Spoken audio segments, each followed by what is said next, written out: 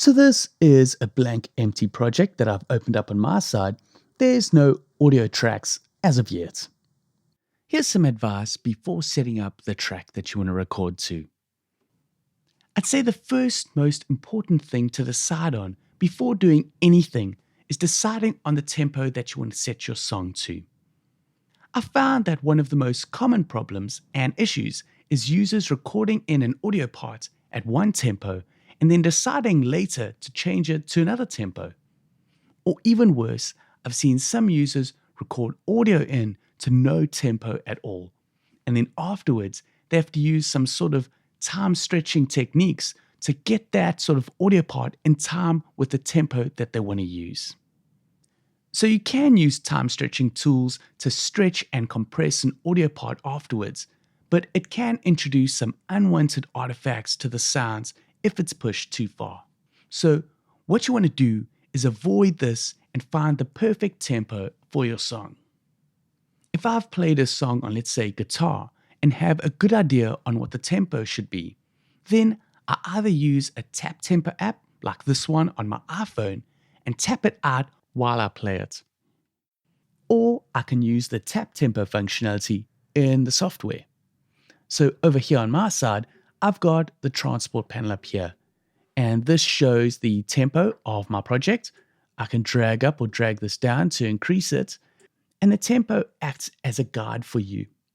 When you listen back with a click track, this is guiding you on the timing of your song. So obviously, a lower tempo will be slower and a higher one will be faster. And this is just measured in beats per minute. So this would be 120 beats per minute.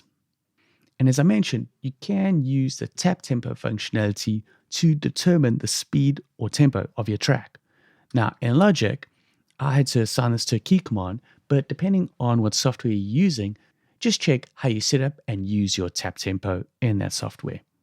So if I play back and I hit this key command, it changes or sets the timing that I'm tapping it in. But I know that my song is at 100 BPM, so I'm going to set it to that and go back to the beginning. So now that I've determined my tempo, the next is to create an audio track to record to. You can go to the track menu and see the different types of tracks that you can add. And here is an audio track. Now, what's important to get your track ready is to make sure that you've set up the right input. So first make sure that you've chosen the correct audio device in your audio preferences. I've got my FCA 610 set up as my output and as my input device. So on my side, I've got this on input 1, and if I click on here, this lists the different inputs that I have available on my audio interface. Now, what's important is to make sure that you've set up the right input for this track. The input will correlate with the inputs on your audio device. So for example, I've plugged my guitar input into input 2, as my microphone used for recording my voice in these videos is on input 1. And I've got my guitar plugged into input 2, so I'm going to select that. And when I strum on my guitar, I can see that there's some signal or level down there and up here as well. Now, depending on your audio interface and your software, you might need to enable some software monitoring to hear back the audio that's coming back. In Logic, you've got some software monitoring and also some input monitoring. So just check if you need to set those up on your side. Another thing that you'll notice is when you're playing your instrument, there might be a delay between what you're playing and when you're hearing the signal coming back. And that's determined by the input-output buffer size of the software. Now, what happens is if you've got a high buffer size setting, it's going to have a bigger latency.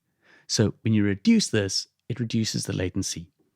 Now, to find the setting, you'll need to go to your audio preferences. And in there, you'll see a buffer size and the settings that you can choose for it. So a higher buffer size will give a higher latency, and a lower buffer size will give a much more reduced latency. Now, just be careful. If you set this too low, you might notice some clicks and pops happening in your recording because the computer is going to battle to compensate for that very low buffer size. So just find what setting suits you on your system. I find that 128 works pretty well for me, so I'm going to apply those changes. And when I play back now, the latency is much lower and quite close to perfect. I'm not hearing that delay anymore.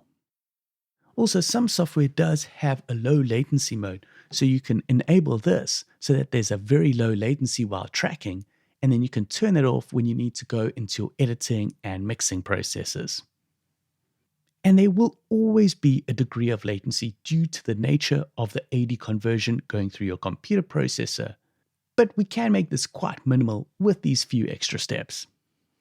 So now that I can hear and play my instruments through the computer and audio software, let's take a look at how to record to this track.